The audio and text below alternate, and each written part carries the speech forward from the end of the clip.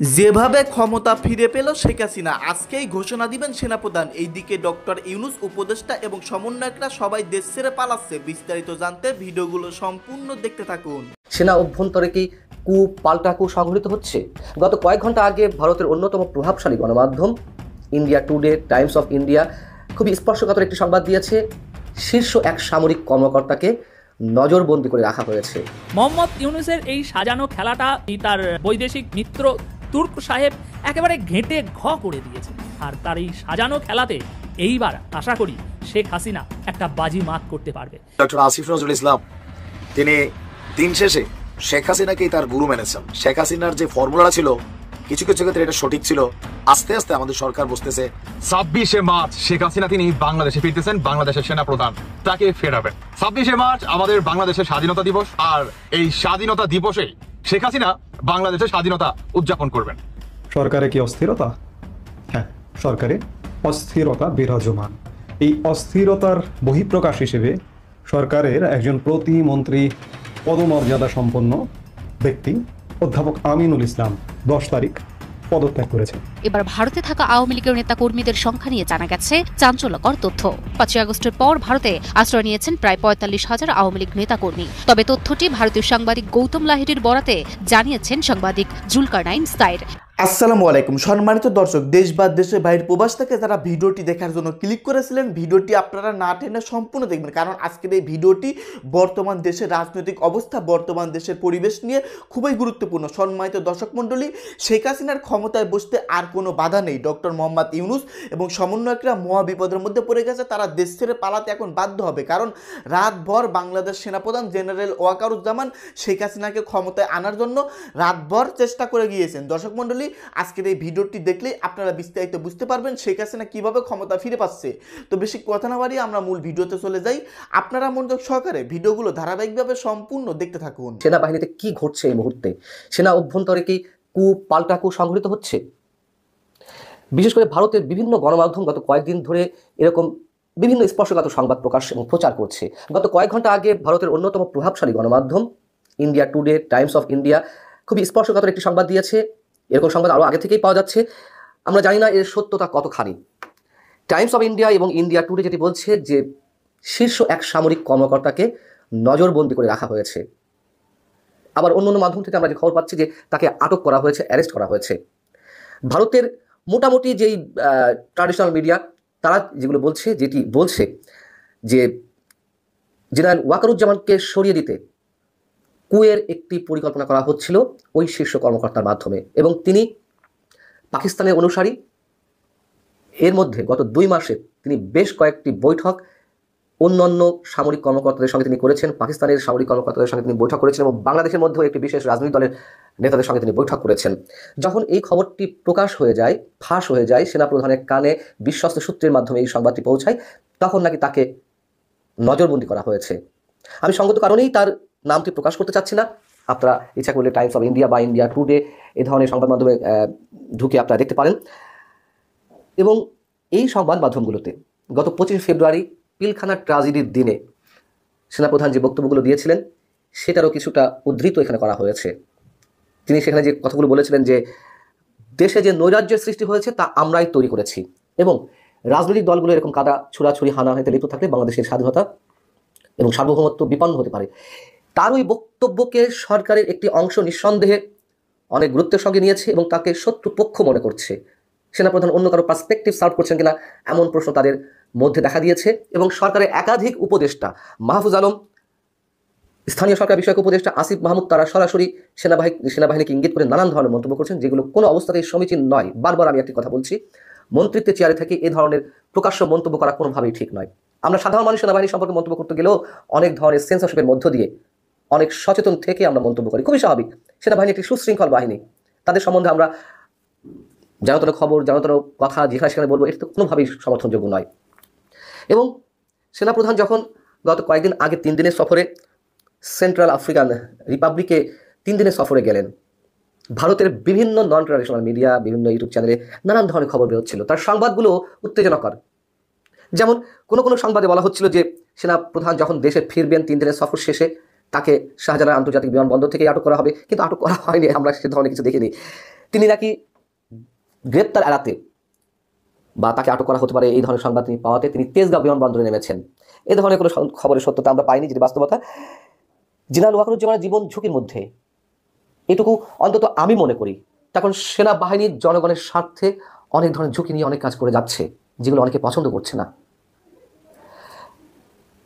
ভারতের বিভিন্ন গণমাধ্যমে যেই শিরোনামগুলো আরও প্রকাশ পাচ্ছে, যেগুলো এসেছে, জাতিসংঘ ঢুকছে 3 দিনে, বাংলাদেশের বায়ু ও নৌসেনা প্রধানের প্রাণ বাঁচাতে ছুট, ভারত সেনার বাংলাদেশে ঢোকার অধিকার, ইন্দিরা মুজিব চুক্তি ফাঁস, ওর মধ্যে নাকি কি ছিল, যে কোনো সময় ভারতীয় সেনারা বাংলাদেশে ঢুকতে পারবে, এই ধরনের খবর ছড়ানো হচ্ছে।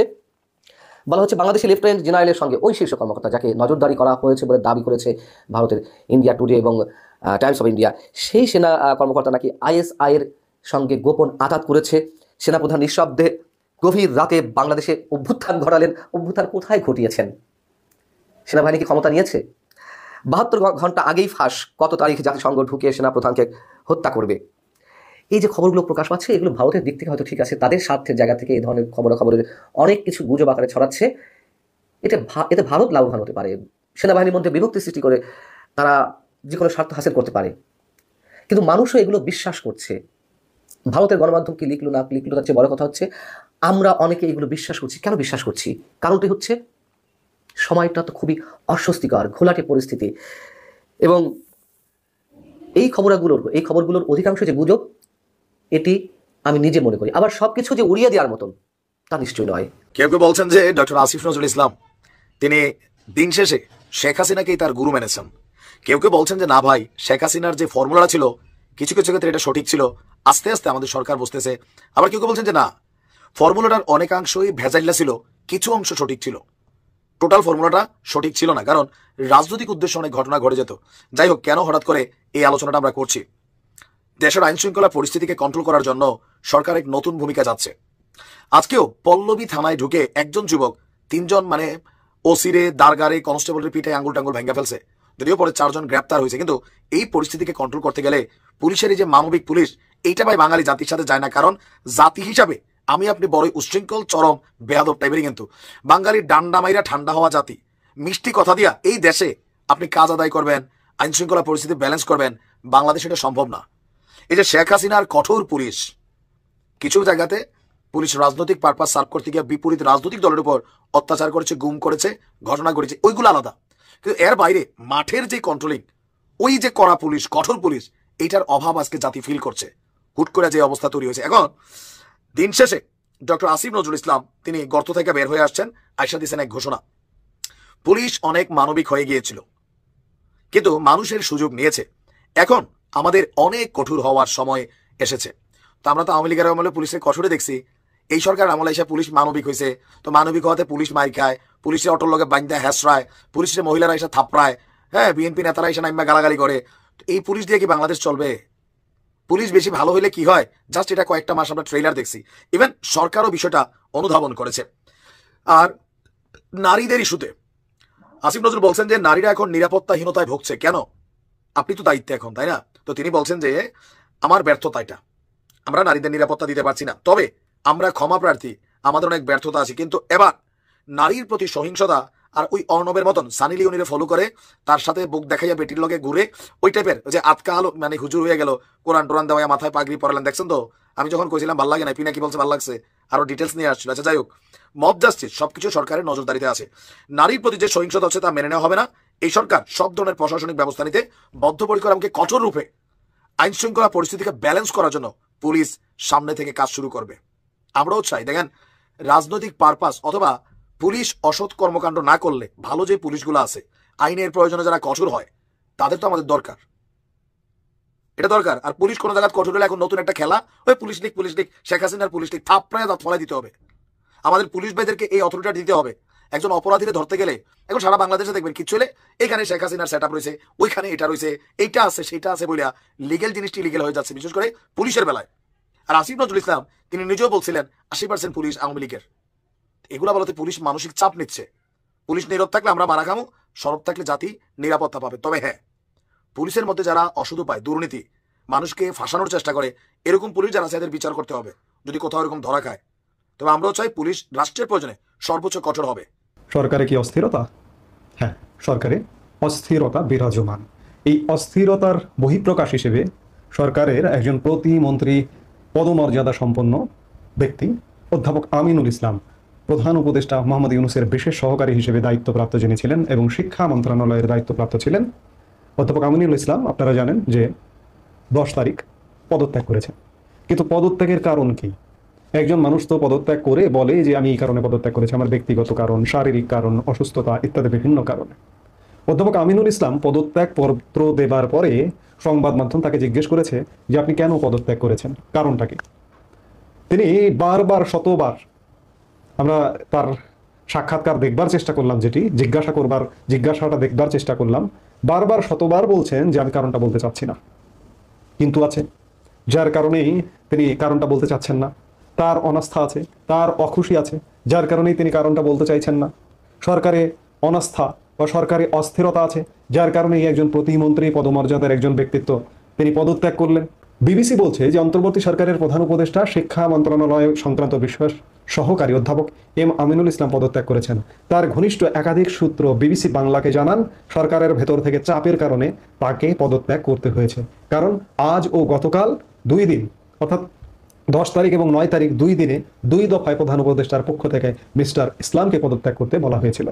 অন্তর্বর্তী সরকারের 7 মাসে এই প্রথম চাপের কারণে বা শীর্ষ পর্যায়ে থেকে বলার পর সরকারের কারো পদত্যাগের ঘটনা ঘটল। অধ্যাপক এম আমিনুল ইসলাম প্রতিমন্ত্রীর পদমর্যাদায় বিশেষ সহকারী হিসেবে নিয়োগ পেয়েছিলেন গত নভেম্বরে।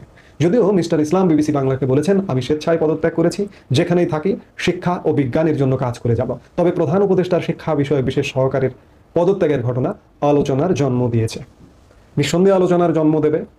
এই যে অধ্যাপক আমিনুল ইসলাম যে মন্ত্রণালয়টিতে কাজ করেছেন, শিক্ষা মন্ত্রণালয় সংক্রান্ত বিষয়ে প্রতিমন্ত্রী পদমর্যাদায় কাজ করেছেন, এই মন্ত্রণালয়টির উপদেষ্টা কে ছিলেন? অধ্যাপক ওয়াহিদউদ্দিন মাহমুদ। এই মন্ত্রণালয়টি কি করেছে? গত 7 মাসে নজিরবিহীন ব্যর্থতার পরিচয় দিয়েছে। আজকে যে সময়ে আপনাদের সামনে কথা বলছি, মধ্য মার্চে কথা বলছি, এই মধ্য মার্চে এসেও শিক্ষার্থীদের শতভাগ পাঠ্য বই, বিনামূল্যে পাঠ্য বই দেওয়ার রেওয়াজ যে চালু হয়েছিল 2010 সাল থেকে আওয়ামী লীগ সরকার যেটি চালু করেছিল, আজকে মধ্য মার্চে এসেও শতভাগ শিক্ষার্থী তাদের পাঠ্য বই পায়নি। এমন নানা রকম ব্যর্থতা, বিশ্ববিদ্যালয় ব্যবস্থাপনা, ভিসি নিয়োগ নিয়ে লঙ্কাকাণ্ড, নানা রকম ঘটনা দুর্ঘটনা আছে। এই মন্ত্রণালয়টির দায়িত্বপ্রাপ্ত ছিলেন অধ্যাপক আমিনুল ইসলাম এবং ওয়াহিদউদ্দিন মাহমুদ। তারা ব্যর্থ। এখন প্রশ্ন হচ্ছে যে ব্যর্থতার দায় নিয়ে তারা নিজেরা কেন পদত্যাগ করলেন না?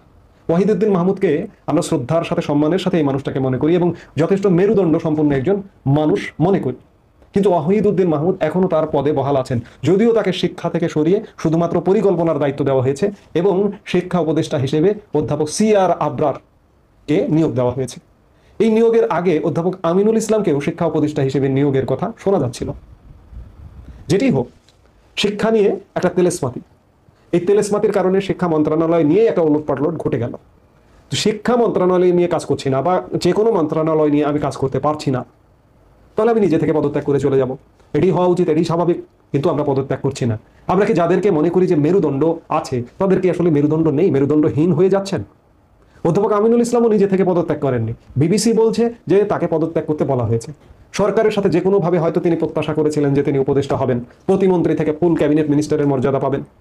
আমি তার প্রশংসাও করতে পারছি না, কারণ তিনি যদি স্বেচ্ছায় পদত্যাগ করে বলতেন এই সরকারের প্রতি আমার কোনো আস্থা নেই, এই সরকারের কাজকর্মে আমি কাজ করতে পারছি না, আমি স্বেচ্ছায় সজ্ঞানে পদত্যাগ করে চলে গেলাম, কিন্তু না, তিনি সেটি করলেন না। তিনি বললেন আমি বলতে চাচ্ছি না, অর্থাৎ তাকে চাপ দেওয়া হয়েছে।